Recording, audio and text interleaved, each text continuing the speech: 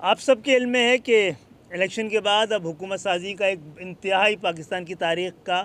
انتہائی مشکل مرحلہ شروع ہو گیا ہے، جس میں کہ اس کی ایک بڑی ذمہ داری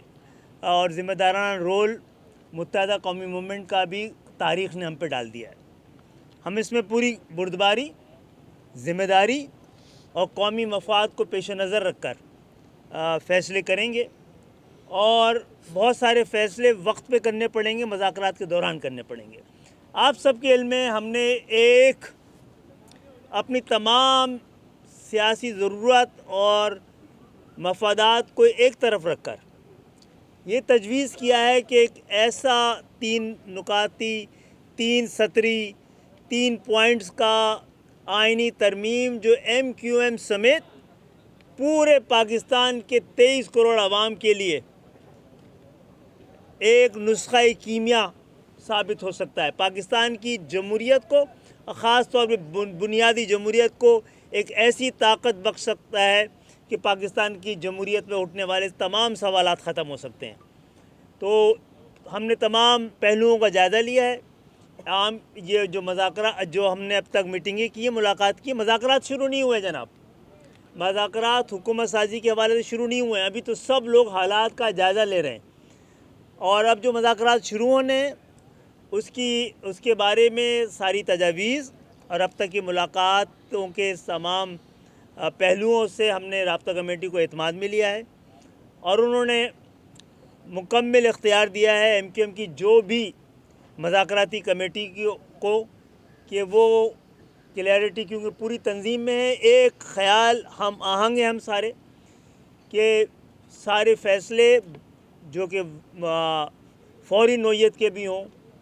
وہ ایم کیو ایم کرے گی، اور انشاءاللہ تعالی آپ دیکھیں گے کہ اگر ہماری ان باتوں کو سنجیدگی سے لیا گیا اور اختیار کیا گیا تو پاکستان ایک اپنے نئے دور میں داخل ہونے والا ہے۔ میرے خیال سے کافی پہلے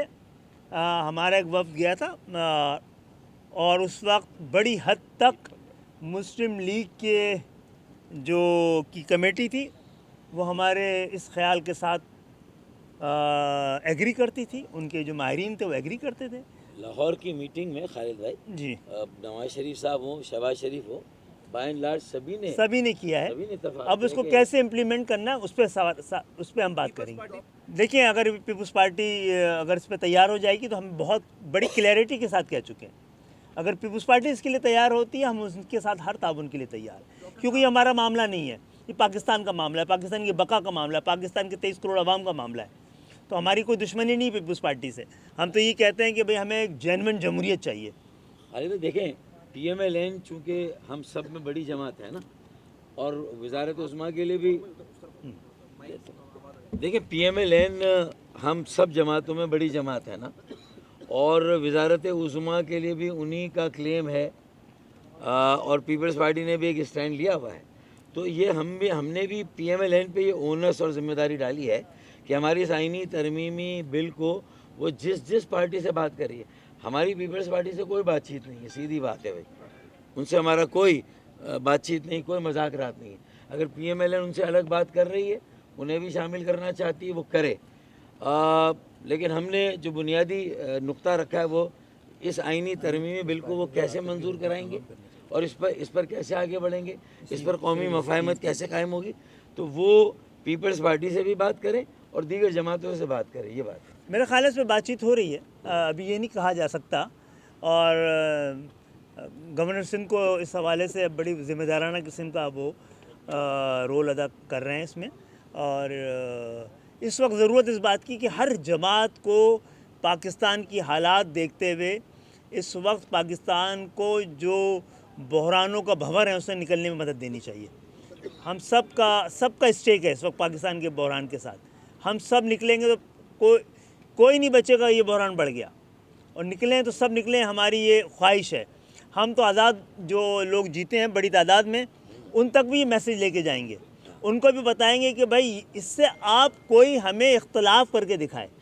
جو 3 ہمارا ہے اس سے کوئی کھل کر پریس کانفرنس کرے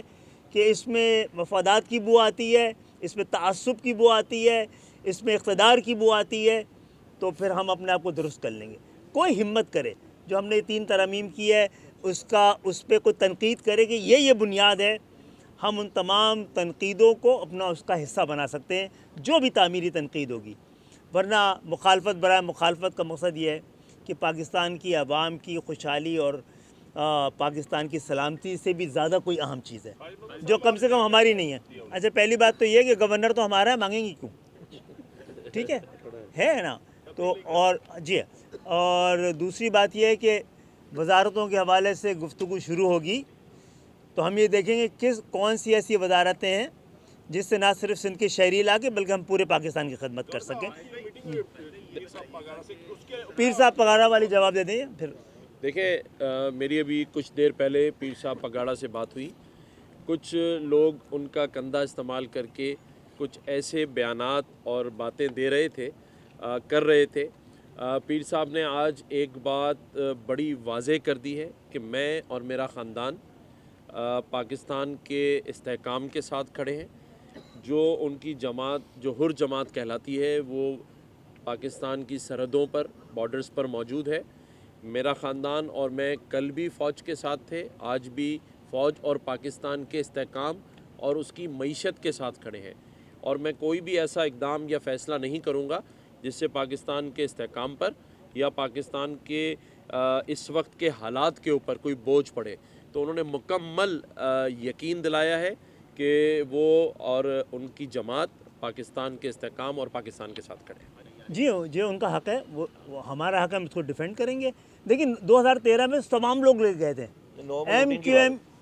ایم کے ایک جیتے ہوئے لوگوں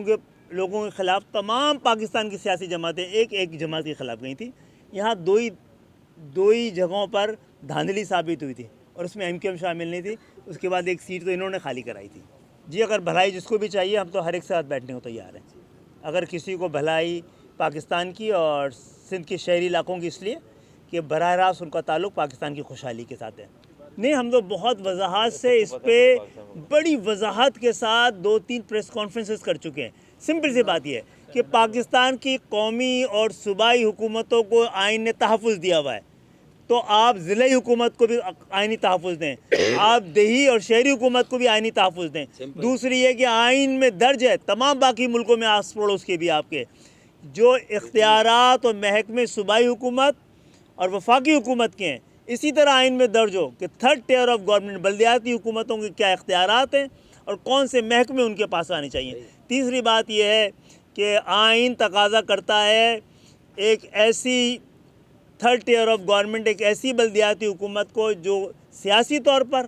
انتظامی طور پر اور مالی طور پر مکمل طور پر خود مختار ہو۔ تو اس کے لیے بھی ہم نے آئینی ترمیم کی ہے کہ آئین ذمہ داری لے کہ کتنا وفاق کو ملنا ہے، کتنا صوبے کو ملنا ہے اور کتنا بلدیاتی حکومت کو ملنا ہے۔ ہم 18ویں ترمیم کو رول بیک کرنے کی بات نہیں کرتے ہیں، لیکن 18ویں ترمیم کی بدنیتی کی وجہ سے وہ ڈیولوشن پاور کی وجہ ایکیومولیشن پاور ہوا ہے، جس سے پاکستان کی سلامتی کو بھی اور پاکستان کی دفاع کو بھی اور پاکستان پہ بڑھتے ہوئے کرتے سب کی ذمہ داری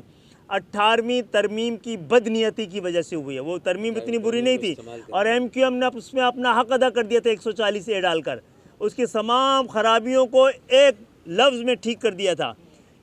دنیا میں کہیں حکمرانوں کو یہ عیاشی میسر نہیں ہے کہ آئین کی کس شق پہ یہ چوائس میسر نہیں ہے کہ آئین کی کس شق پہ عمل کرنا ہے، کس پہ نہیں کرنا ہے، سب پر عمل کرنا ہے جناب عالی۔ یہ چھوٹ ان کو صرف دی گئی ہے۔ اوکے، بہت شکریہ۔